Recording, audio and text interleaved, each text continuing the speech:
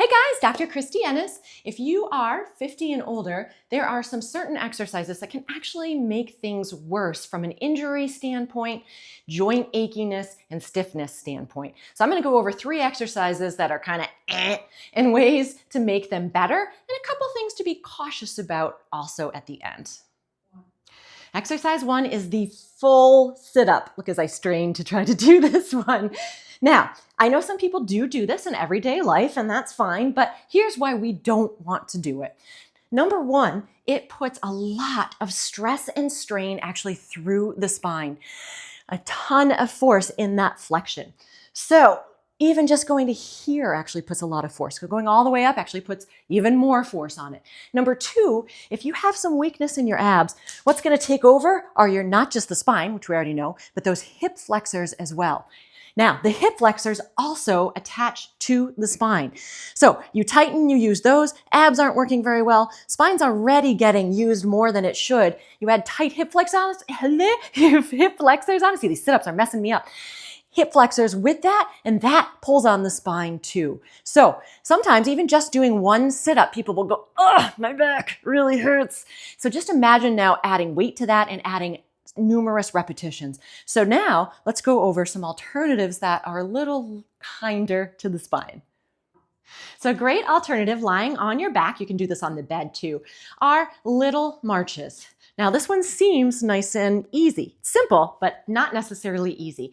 So one of the things too is if you are somebody that has back pain, those deeper abdominal muscles stop working. So we actually have to retrain them.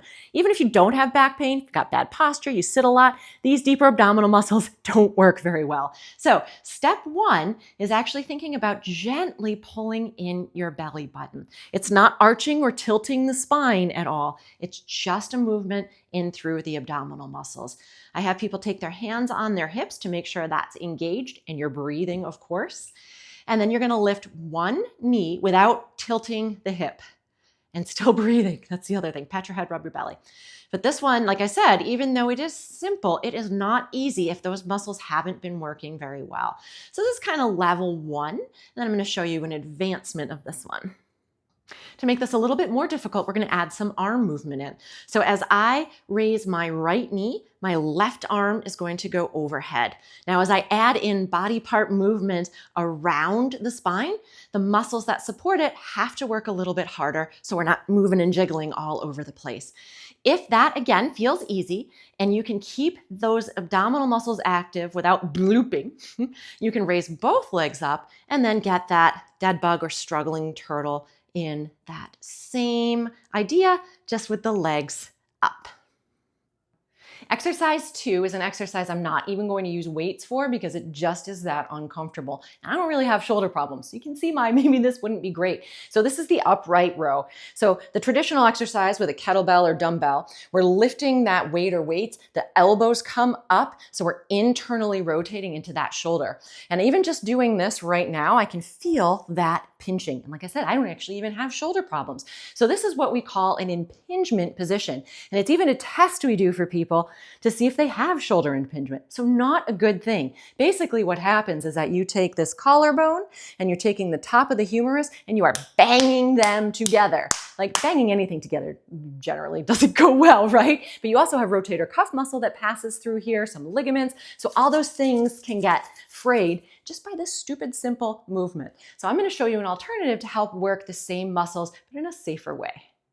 So we're going to put that shoulder now in external rotation or outward rotation. Starting the same, our arms are going to come up, but instead of going that way, our arms are going this way. So I'm actually squeezing my shoulder blades a little as I pull up, and I'm rotating those arms up. Much safer and still working the same muscles.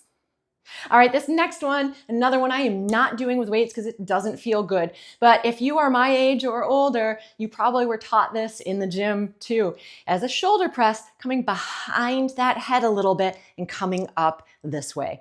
Pretend I have weights, right? So why is this bad? Oftentimes we stick our neck out, right? Bad for the neck. We already talked about the shoulder. Shoulder problems become more common once we hit 50, sometimes a little younger, sometimes a little bit older. So now we're putting our shoulder in a compromised position by bringing it back so far also, so we can have neck and shoulder issues. So I'm going to show you ways, again, of course, to make that better. So 2 alternatives. First one is a very simple, easy tweak, and that is literally just bringing those weights forward a little bit. So now we're protecting that shoulder joint and still coming straight up. However, I find that again, going overhead can still be uncomfortable for some people. So this is actually my favorite one called scaption. I did not make that up. So you are going to start with your arms right by your legs in front. You're going to go out at about 30 degrees. You don't have to measure it, just know, right, that's 45, come in a little bit. Squeeze gently into those shoulder blades, and then you're raising those arms up just to shoulder height. Obviously, you can play too, but pay attention to the weights you're using. You do want to shoot for hitting about 10 to 12 reps with this one.